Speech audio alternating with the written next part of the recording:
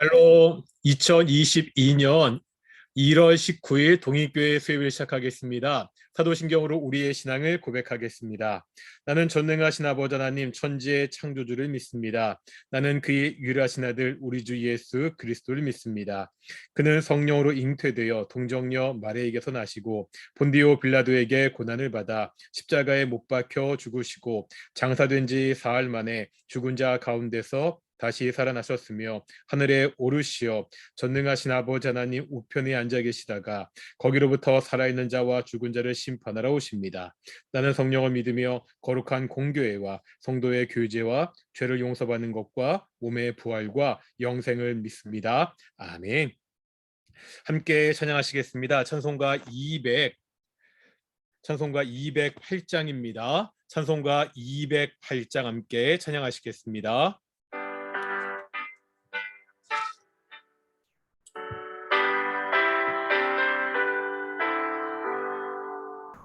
내 주의 나라와 주 계신 성전과 피 흘려 사신 교회를 늘 사랑합니다. 내 주의 교회는 천성과 같아서 눈동자같이 아끼사 늘 보호하시네. 이 교회 위하여 눈물과 기도로 내 생명 다하기까지 늘 봉사합니다. 성도의 교제와 교회의 위로와 구주와 맺은 언약을 늘 기뻐합니다. 하늘의 영광과 베푸신 은혜가 진리와 함께 영원히 시온에 넘치네.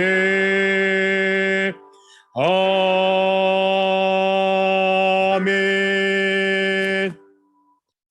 기도하겠습니다. 사랑과 은혜가 충만하신 아버지 하나님 감사드립니다. 오늘도 우리가 하나님의 말씀을 배우려고 이렇게 나왔습니다. 거룩하고 존귀하신 아버지 하나님, 오직 하나님의 말씀만이 참 진리되는 사실을 우리가 알고 있습니다. 오직 하나님의 말씀에 의지하고 오직 하나님의 말씀에 따라 살아갈 때 우리에게 참된 하나님의 은혜와 복이 있는 것을 알고 있습니다. 하나님, 말씀을 배울 때 성령께서 우리의 마음을 열어주셔서 하나님의 말씀을 정말 온전히 들을 수 있도록, 온전히 배울 수 있도록, 그 말씀대로 살 수 있도록 인도해 주셔서 우리 동익교회 무엇보다 하나님의 말씀 위에 든든히 서가는 교회가 될 수 있도록 인도해 주십시오. 우리 동익교회 오직 하나님의 말씀이 인도하는 교회가 되기를 소망합니다. 아버지 하나님, 우리 동익교회 하나님이 기뻐하시는 교회, 하나님이 원하시는 교회, 구원받는 사람들을 날마다 더하게 하시는 귀한 교회가 될 수 있도록 인도해 주시옵소서. 감사함의 이 모든 말씀 예수님의 이름으로 기도드렸습니다. 아멘.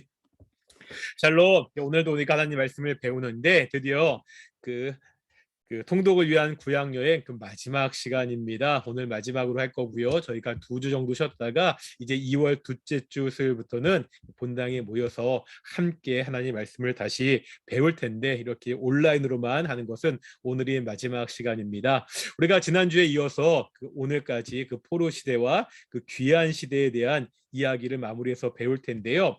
이 포로 시대의 귀한 시대를 다루는 성경책이 3권이 있다고 말씀드렸습니다. 에스라, 느헤미야, 에스더. 그런데 이 에스라, 느헤미야, 에스더가 역사적 시대의 순으로 기록된 성경이 아니라고 말씀드렸죠. 그래서 우리가 이 3권의 성경책을 이해하려면 먼저 이 역사적인 배경이 어떻게 되는지를 알아야 된다고 그렇게 말씀드렸습니다. 먼저 BC 586년 어떤 일이 있었죠? 남유다가 바벨론의 침입에 의해서 멸망당하죠. 이때 성전도 파괴됩니다. 하나님이 이스라엘 백성들한테 계속해서 심판의 말씀을 하셨는데 그 말씀대로 파괴되죠. 그런데 하나님께서 심판의 말씀을 하시면서 동시에 회복의 말씀도 해주셨죠. 너희가 비록 바벨론의 포로로 끌려갈 것이지만 너희가 다시 70년 뒤에 다시 돌아올 것이다. 귀환할 것이다. 또한 그렇게 약속하셨는데 그 하나님의 약속대로 이스라엘 백성들이 70년 만에 이제 돌아오게 되는 이야기들이 기록되고 있습니다. 그것이 먼저 에스라서죠. 그런데 이 첫 번째 포로 귀환은 에스라가 주도한 것이 아니라 누가 주도했다고요? 스룹바벨이 주도했다고 그렇게 말씀드렸습니다. 그래서 성전이 파괴되고 586년 파괴되고 516년에 그러니까 70년 만에 성전이 회복되는 거거든요. 이 성전을 다시 재건하는 이야기가 에스라 1장부터 6장까지 있고 이것이 바로 스룹바벨을 통한 그 1차 귀환이라고 말씀드렸습니다.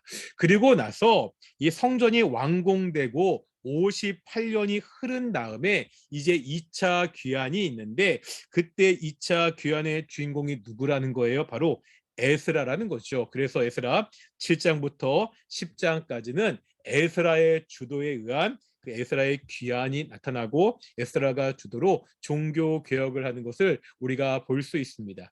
그러니까 에스라서라가라고 이야기해서 에스라가 성전 재건을 한 게 아닙니다. 그러니까 에스라서의 가장 중요한 내용이 성전을 재건하는 건데 그 성전 재건은 첫 번째 포로 귀환을 주도했던 스룹바벨에 의해서 이루어지기 때문에 이 두 번째 성전이죠. 솔로몬 성전이 첫 번째 성전이니까 이 성전을 스룹바벨 성전이라고 부릅니다. 그리고 58년 뒤에 에스라가 2차 귀환을 하면서 그 이스라엘 백성들의 내적인 성별을 다시 한번 성도들, 신자들의 개혁을 하는 것을 볼 수가 있고요. 그러고 나서 12년이 지나서 이제 3차 귀환이죠. 이때는 누가요? 느헤미야의 주도로 3차 귀환을 하게 됩니다. 이때는 뭐 하죠? 뒤에 다시 한번 보겠지만 바로 성벽을 다시 재건하는, 그러니까 처음에 성전, 이스라엘 백성들에 대한 개혁, 마지막으로 성벽을 재건하는 것으로 이어지고 있습니다. 그래서 에스라와 느헤미야서가 끝나고 그렇다면 오늘 이따 배울 에스더서는 어느 상황에 있는 이야기냐? 성전 건축이 끝나고 그 다음에 에스라가 2차 귀환을 하기 전에 이루어진 일인데 이것은 베들레헴이나 예루살렘이나 유다 땅에서 이루어진 일이 아니라 바로 바사 페르시아 제국에서 이루어졌던 일을 우리에게 보여주고 있습니다. 그래서 에스라나 느헤미야는 다 예루살렘에서 있었던 예루살렘이 공간적 배경이고요. 에스더는 이 예루살렘이 아니라 그 당시 이스라엘 백성들이 포로로 끌려갈 당시 바로 페르시아에서 있었던 일을 보여주고 있습니다. 그래서 우리가 먼저 에스라와 느헤미야의 큰 구조를 봐야 된다고 말씀드렸습니다. 에스라나 느헤미야의 주제가 뭐냐? 결국 주제는 뭐라고요? 하나님의 집을 건축하는 것. 그래서 에스라, 느헤미야 이 전체에 걸쳐서 하나님의 집을 재건하는 것이 가장 중요한 주제입니다. 그런데 이 하나님의 집은 세 단계로 이루어지는 것을 볼 수가 있습니다. 그러면서 이 하나님의 집이 재건되는 내용이 에스라 2장부터 느헤미야 7장에 기록되어 있는데 왜 에스라 2장부터 느헤미야 7장까지냐 말씀드렸죠. 느헤미야, 그러니까 에스라 2장에 보면 먼저 포로 귀환자들의 명단이 있고요. 다시 느헤미야 7장에도 포로 귀환자들의 명단이 있는데 분명히 다른 성경책에 기록되어 있는 것 같은데 어떻다고 말씀드렸죠? 이 에스라 2장에 있는 포로 귀환자들의 명단이나 느헤미야 7장에 있는 포로 귀환자들의 명단이나 동일하다고 말씀드렸습니다. 그러니까 마치 샌드위치 빵처럼 에스라 2장과 느헤미야 7장이 안의 내용을 감싸고 있는 거예요. 그러면 그 감싸고 있는 내용이 뭐죠? 이 사람들이 포로 귀한 자들이잖아요.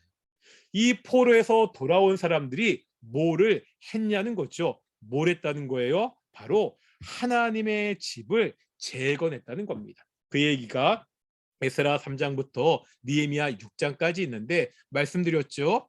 세 단계로 3단계로 하나님의 집의 재건이 이루어진다고 말씀드렸습니다. 첫 번째가 성전, 눈에 보이는 건물로서의 성전을 재건하게 됩니다.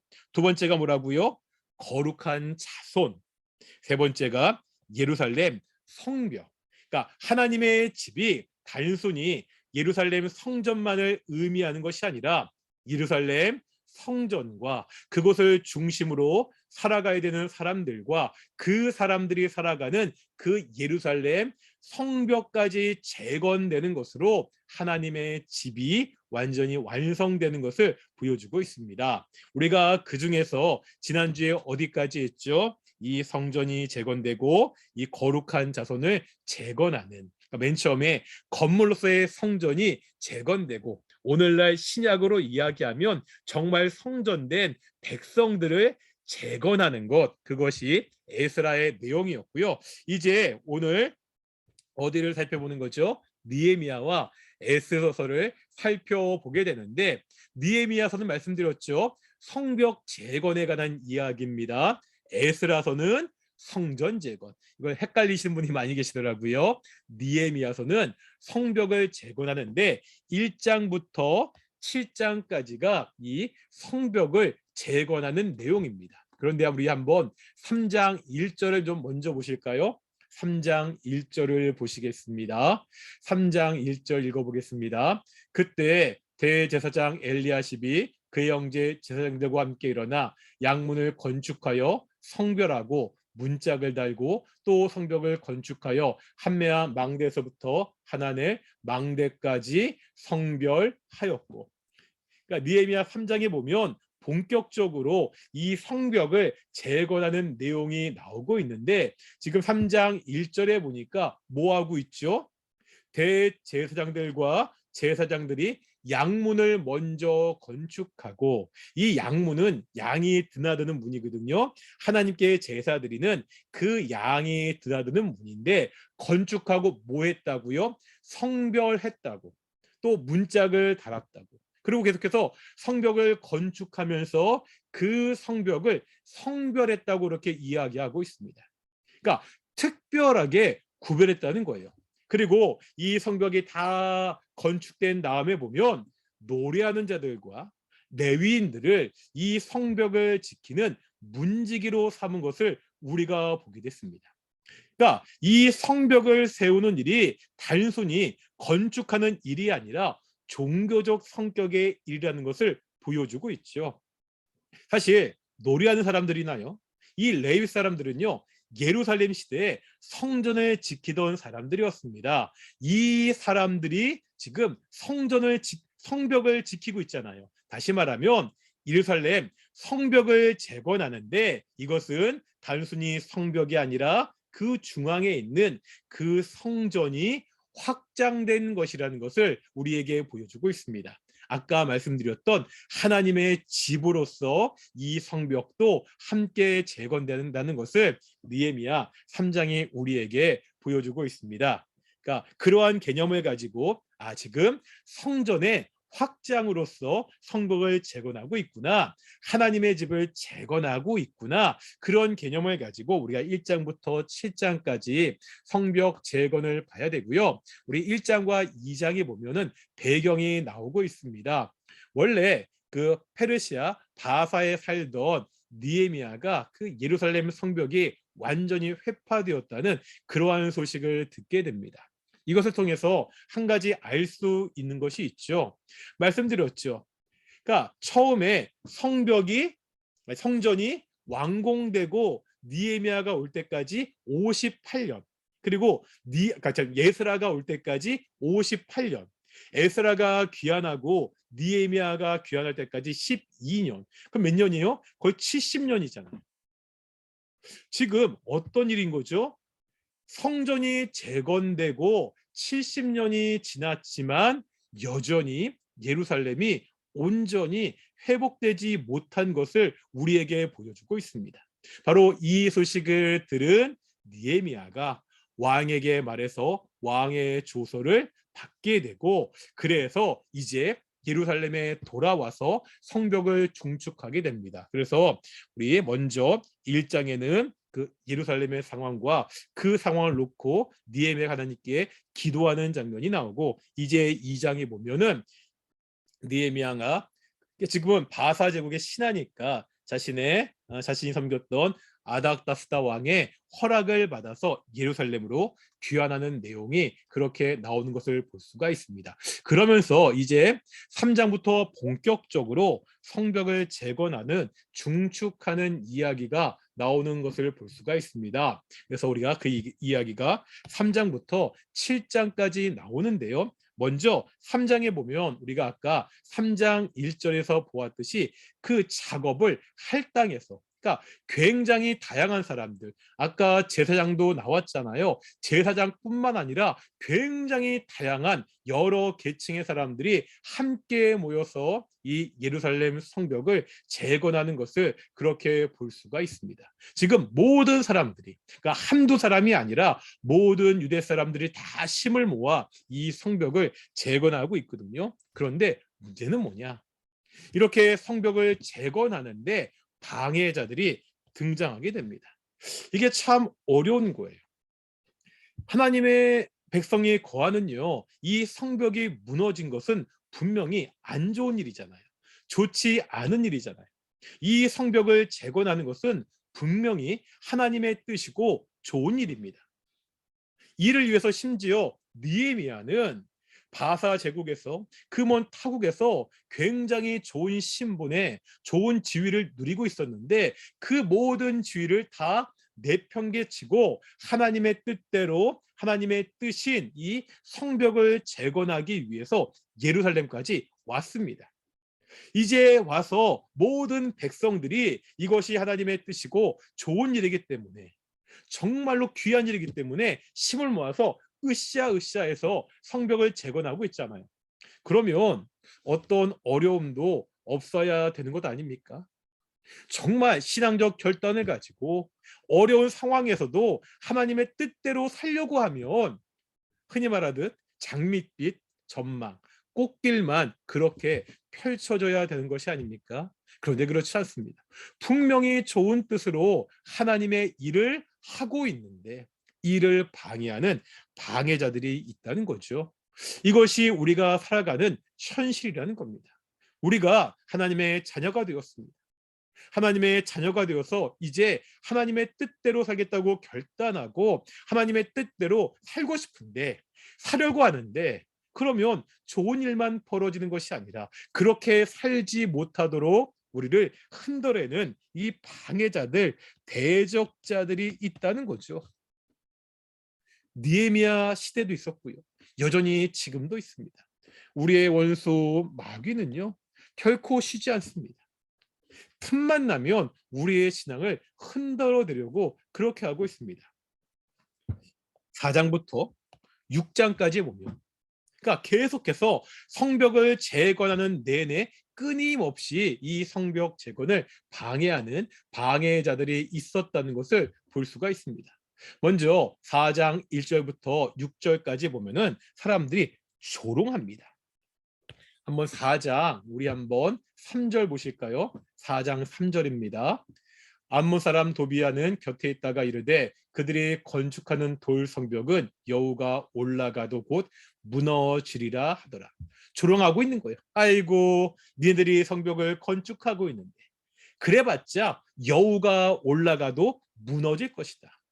이렇게 조롱받으면은요, 기운이 빠지잖아요. 이것을 알기 때문에 조롱하고 있습니다. 그런데 이들의 방해는 조롱으로 끝나지 않습니다. 이제 악한 일을 모의하고 있습니다. 4장 8절에 보실까요? 다 함께 꾀하기를 예루살렘으로 가서 치고 그곳을 요란하게 하자 하기로. 이제 예루살렘에 가서 막 시끄럽게 하는 거예요. 성전 건축을 하지 못하도록 막 전쟁을 할 듯이, 막 침략할 듯이 정신없이 하면 그들이 성벽을 건축하랴, 그것을 방해하랴, 방어하랴, 이러다 보면 결국 못하지 않겠느냐, 그렇게 대적자리 있는 것을 볼 수가 있습니다.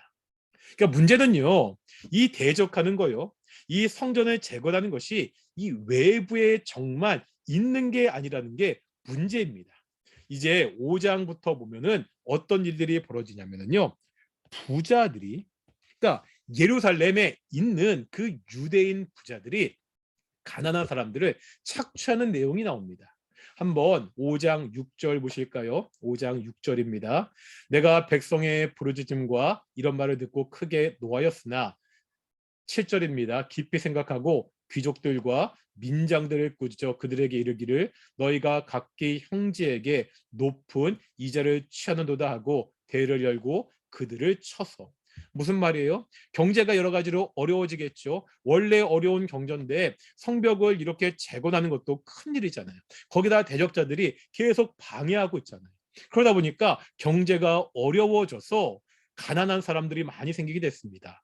그런데 사람들이 가난해질 때 오히려 이것을 이용해서 폭리를 취하는 부자들도 있었다는 거죠.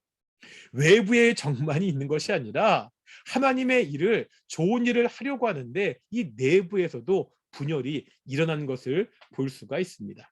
여기뿐만 아닙니다. 이제 6장에 가면은요, 6장 1절부터 9장에 보면은요, 이 대적자들이요, 거짓 협상을 하고요, 중상모략을 해가지고요, 계속해서 방해하는 것을 볼 수 있습니다. 그리고 6장 10절부터 14절까지 보면은요, 이 와중에 내부에서 변절자가 생겨가지고요, 느헤미야를 해코지하려는 그런 계획을 세우는 것을 볼 수가 있습니다.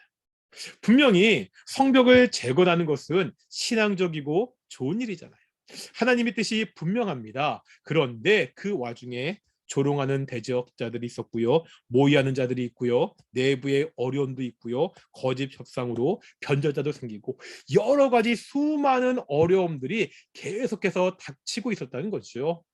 이런 상황에서 느헤미야는 이 모든 것을 보고서 그냥 좌절하고 실망하고 포기하는 것이 아니라 이 문제들을 하나하나 해결하면서 드디어 하나님의 성벽을 완공하는 내용이 6장 15절부터 7장 4절까지 나오고 있습니다.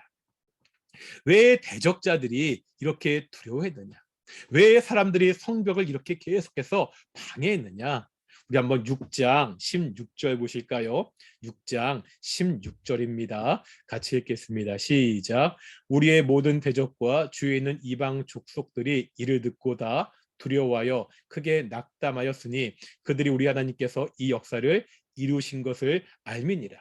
이 대적자들이 낙담했다고, 두려워했다고 이야기하고 있죠. 주변의 이방 모든 족속들이 이 성벽 재건의 이야기를 듣고 두려워하고 있습니다. 왜 두려워한다고요? 하나님이 이 일을 하셨다는 것을 알았기 때문입니다. 현실적으로 보면 도저히 불가능한 일이에요. 이미 파괴된 성벽입니다. 이미 망한 나라입니다. 그 망한 나라가 다시 성벽을 재건하고 다시 새롭게 된다는 것이 불가능하다고 누구나 생각했습니다. 뿐만 아니라 그것을 더욱더 불가능하게 만들기 위해서 성벽을 재건하는 내내 끊임없이 조롱하고 막 모의하고 거짓 협상하고 막 변절자를 사용해서 끊임없이 방해하고 했는데도 불구하고 이 성벽이 재건되었다는 거죠. 누가 이러셨다는 거예요? 하나님이 일하셨다는 것을 그 대적자들도, 그 주변의 이방 민족들도 알았기 때문에 두려워했다고 그렇게 이야기하고 있습니다. 결국 이 모든 것들이 누가 하셨다는 거예요? 하나님이 하셨다는 것을 우리에게 보여주고 있습니다. 그리고 이제는 아까 말씀드렸죠. 7장에는 그 에스라 2장과 동일한 포로 귀환자 명단, 그 돌아온 백성들의 계보가 있죠. 바로 이 사람들이 어떠한 어려움에도 불구하고 하나님의 성전을 재건하고 하나님의 성벽을 재건했던 참 위대한 신앙의 사람들이었습니다. 이로써 에스라 2장에서 시작했던 하나님의 집의 건축, 재건, 성전과 거룩한 백성들과 성벽이 드디어 그 느헤미야 7장에서 완성이 되고요. 이제 하나님의 집이 완성되었잖아요. 그러면 이 하나님의 집이 온전히 지속될 수 있도록 영적인 안정을 위해서 새로운 재건이 시작되는데, 그것이 바로 율법의 갱신이라는 것을 우리가 볼 수가 있습니다. 그래서 8장에 보면 누가 주도한다고요? 에스라가 주도하고 있죠. 에스라의 주도하에 율법을 낭독하고 초막절을 지키고 회개하면서 다시 한번 이스라엘 백성들이 이 언약에 헌신할 것을, 이 언약에 순종할 것을 그렇게 하는 것을 볼 수가 있습니다. 그런데 그 중에 재미난 표현이 있거든요. 6장 10절 보실까요? 아니다. 8장 우리 한번 보겠습니다. 8장 10절입니다. 9절과 10절 보겠습니다. 9절과 10절 보실까요? 8장 9절과 10절입니다. 백성이 율법의 말씀을 듣고 다 우는지라 총독 느헤미야와 제사장 겸 박사 에스라와 백성을 가르치는 레위 사람들이 모든 백성에게 이르기를 오늘은 너희 하나님의 여호와의 성일이니 슬퍼하지 말며 울지 말라 하고, 10절입니다. 느헤미야가 또 그들에게 이르기를 너희는 가서 살찐 것을 먹고 단 것을 마시되 준비하지 못한 자에게는 나누어 주라. 이날은 주의 성일이니 근심하지 말라. 여호와로 인하여 기뻐하는 것이 너희의 시민이라. 그러니까 8장 1절부터 8절까지는요 율법의 낭독이 있거든요. 그러니까 하나님의 말씀을 이스라엘 백성들이 듣는 겁니다. 하나님의 말씀을 듣고 보통은 나타나는 반응이 지금 보는 것처럼 회개의 반응이죠. 9절의 말씀처럼 이스라엘 백성들이 말씀을 들으니까 자신의 잘못을 깨닫게 되는 거예요. 그 잘못을 깨닫고 회개하고 있는데, 지금 오히려 느헤미야와 에스라가 더 이상 슬퍼하지 마라, 더 이상 회개하지 말고 이날은 주의 기쁘신 날이니까 우리가 기뻐하자, 먹고 마시자, 그렇게 이야기하고 있는 거거든요. 어떠한 상황이죠? 물론 하나님의 말씀을 통해서 이스라엘 백성들의 죄를요 지적하고 회개를 이끄는 것이 성경에는 많이 나타나 있습니다. 그런데 지금 하나님의 율법을 낭독하는 것은 그들의 죄를 지적하고 그들을 회개시키기 위한 것이 아니라는 거죠. 새로운 개혁을 위한 것이라는 거예요.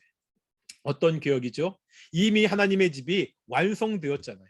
이 하나님의 집이 앞으로도 이대로 계속 유지하기 위해서는 뭐가 필요하다는 거예요? 여전히 하나님의 율법이 필요하다는 거죠.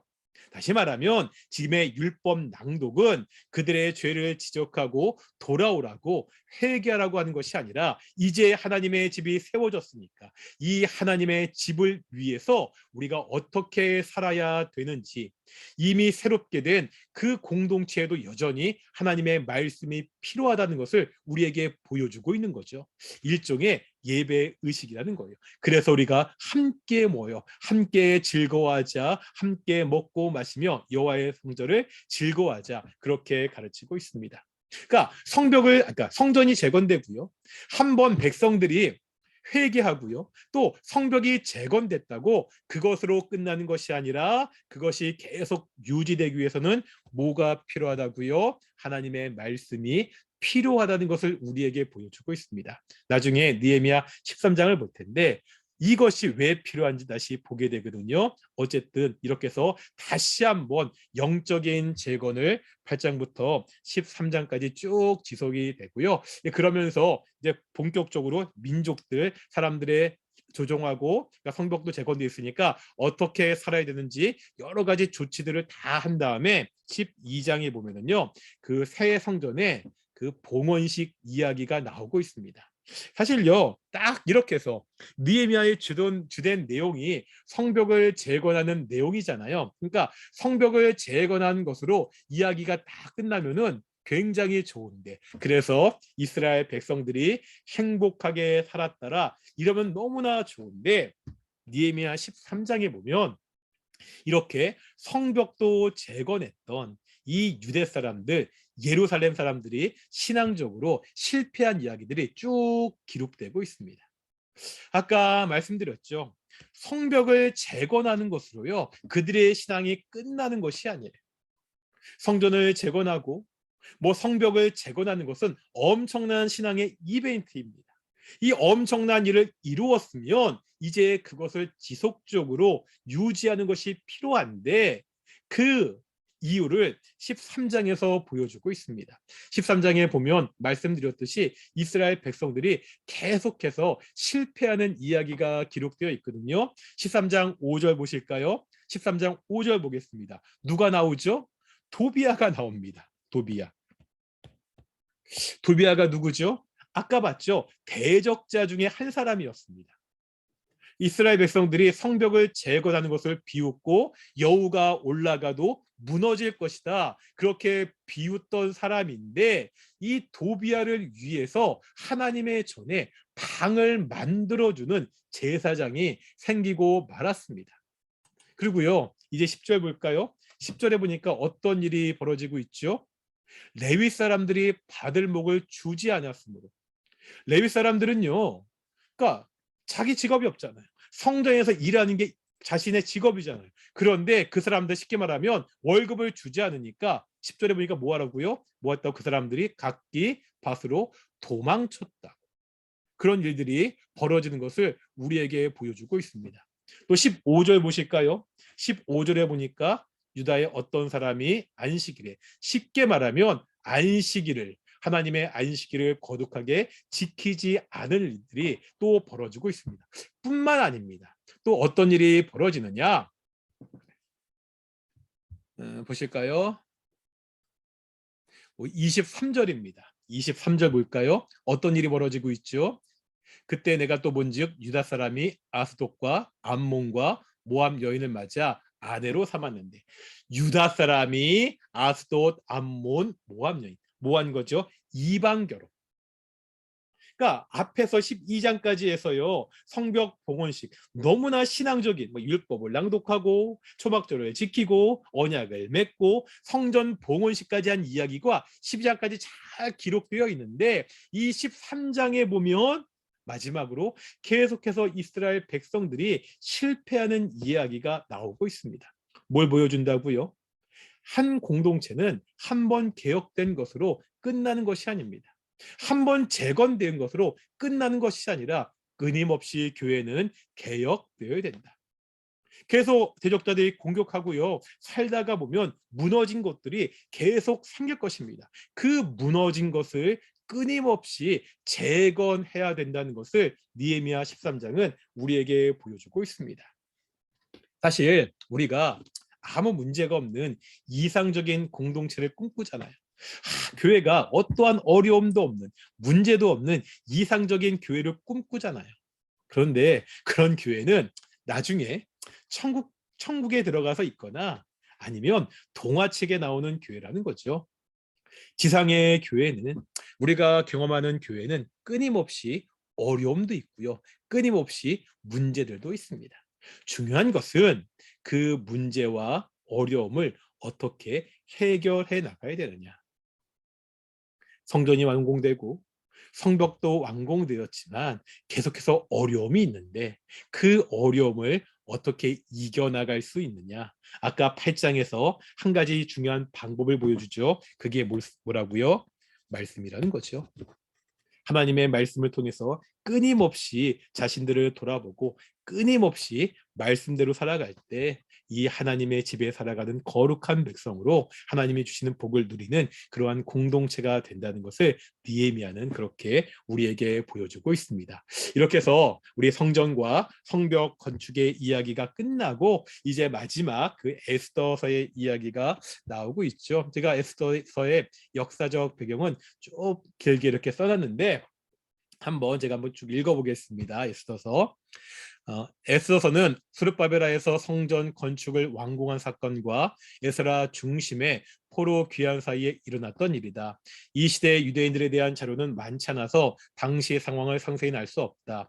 유다에 귀환한 제2성전 공동체는 장래가 불투명하였고 다윗 왕조의 부활이 현실로 다가오지 않자 많은 유대인들은 곡으로 귀환하기보다는 원래 살던 곳인 바벨론과 페르시아 제국의 동쪽 지역에 그대로 눌러 사는데 만족했던 것으로 보인다. 일부 유대인들은 페르시아 제국에서 번성하였다. 이렇게 나름대로 번성하던 유대인들이 잔혹한 아하수에서 왕 시대에 일련의 궁중 음모에 의해 전 민족 멸절이라는 위기에 처하게 된다. 에스더서는 이러한 상황을 배경으로 전개된다. 그러니까 무슨 말이냐? 아까 말씀드렸죠.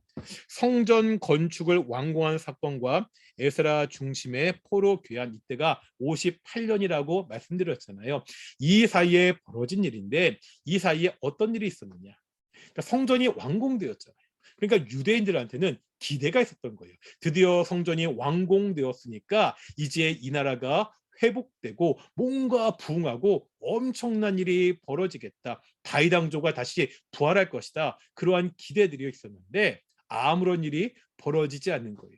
아까 느헤미야서에서 우리가 이야기했듯이 여전히 예루살렘 성벽은 회파되었고 그 포로에서 들어온 이스라엘 백성들이 힘들게 사는 모습을 보고 이제 여전히 포로에 있던 그 사람들이 원래 고향 땅에 하나님의 성전이 재건되었으면 다시 돌아가야 되는데 그들의 현실이 불투명하자 돌아가지 않고 그 살던 땅에 남아 있으면서 이방 땅에서 여전히 남아 있는 사람들이 많이 생기게 되고 그 중에는 번성하는 사람들, 왜냐하면 오랜 시간이 지났잖아요. 잘 살게 된 사람도 있었다는 거죠. 그런 상황에서 아예 아하수에로 왕 때 엄청난 끔찍한 일이 생길 뻔했는데 그 일을 어떻게 하나님께서 그 일 가운데 개입하셔서 해결해 주는지 바로 그 이야기가 에스더서의 내용이라는 것을 우리가 볼 수가 있고요. 그래서 에스더서는요, 이렇게 우리가 볼 수가 있습니다. 먼저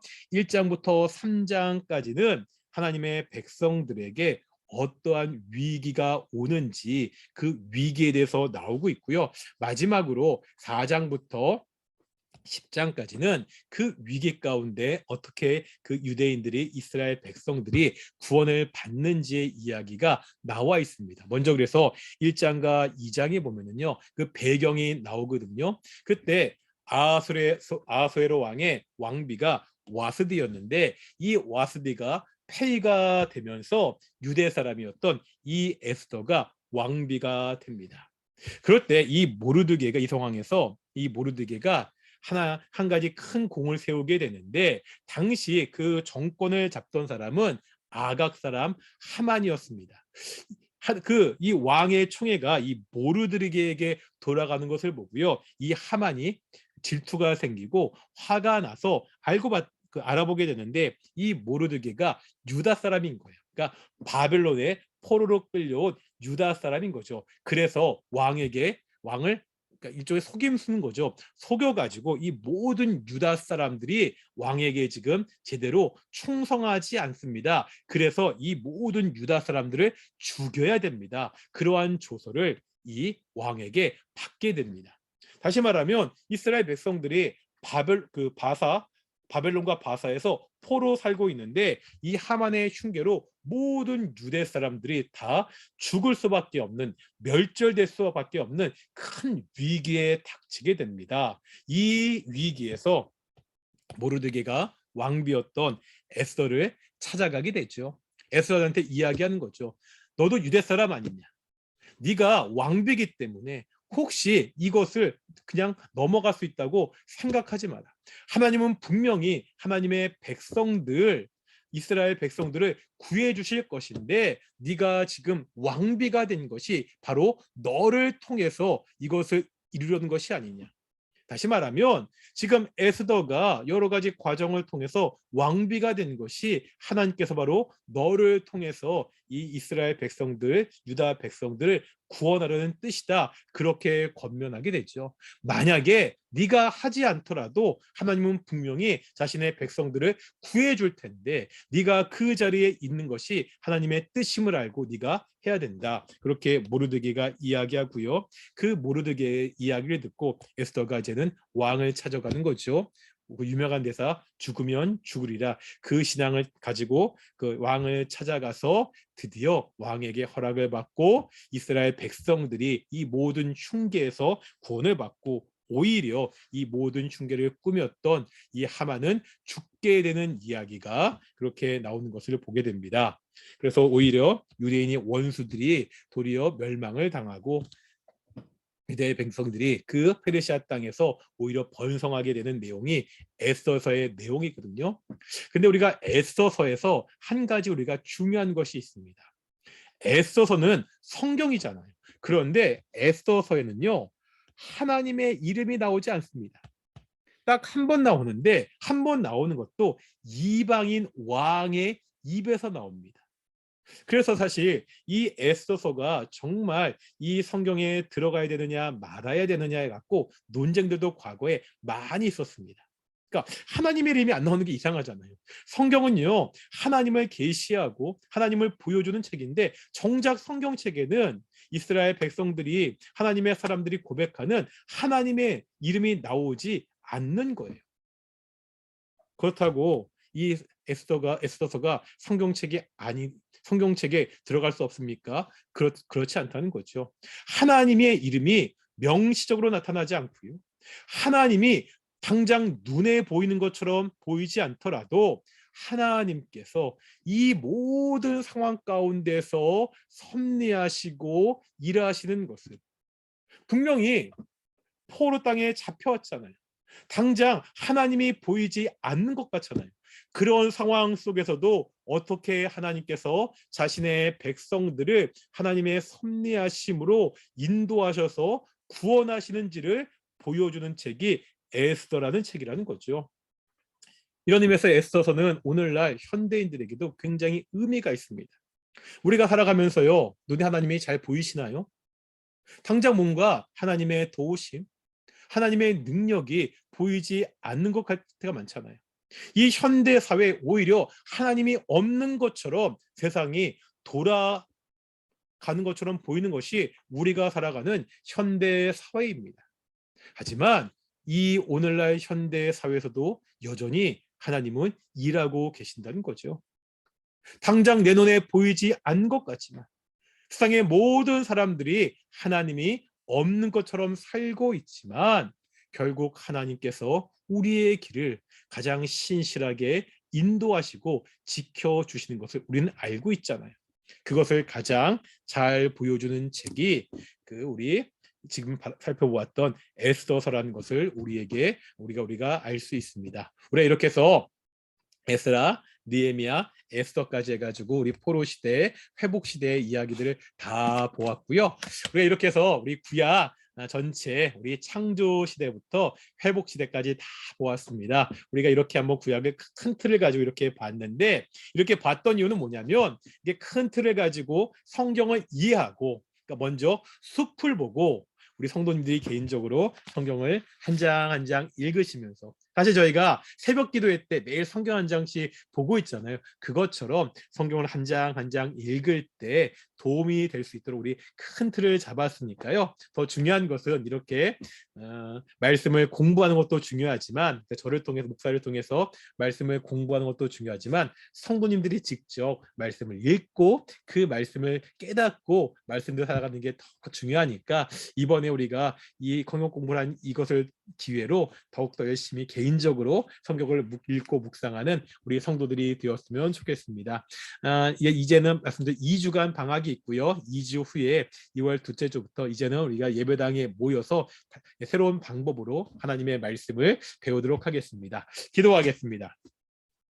거룩하고 존귀하신 아버지 하나님, 감사드립니다. 오늘도 우리 하나님의 말씀을 배우게 하심을 정말로 감사드립니다. 하나님, 우리가 하나님의 백성들로서 우리가 매일같이 하나님의 말씀으로 계속해서 주께서 주신 이 거룩함을 지켜나갈 수 있도록 인도해 주셔서, 한번 개혁된 교회는 계속 개혁되어야 되었는데, 우리 동인교회가 하나님의 말씀으로 매일같이 새로워지는 그런 귀한 교회가 될 수 있도록 인도해 주셔서 감사함의 이 모든 말씀 예수님의 이름으로 기도드렸습니다. 주기도문 하시겠습니다. 하늘에 계신 우리 아버지, 아버지 이름을 거룩하게 하시며 아버지의 나라가 오게 하시며 아버지의 뜻이 하늘에서와 같이 땅에서도 이루어지게 하소서. 오늘 우리에게 일용할 양식을 주시고 우리가 우리에게 잘못한 사람을 용서하여 준 것 같이 우리 죄를 용서하여 주시고 우리를 시험에 빠지지 않게 하시고 악에서 구하소서. 나라와 권능과 영광이 영원히 아버지의 것입니다. 아멘. 예, 수고하셨습니다. 이것으로 마치겠습니다. 그동안 너무너무 수고하셨고요. 다시 한번 말씀드리지만 우리가 이러한 시간들을 통해서 다시 한번 우리 하나님의 말씀을 계속해서 읽고 공부하는 계기가 되길 소망합니다. 샬롬 마치겠습니다.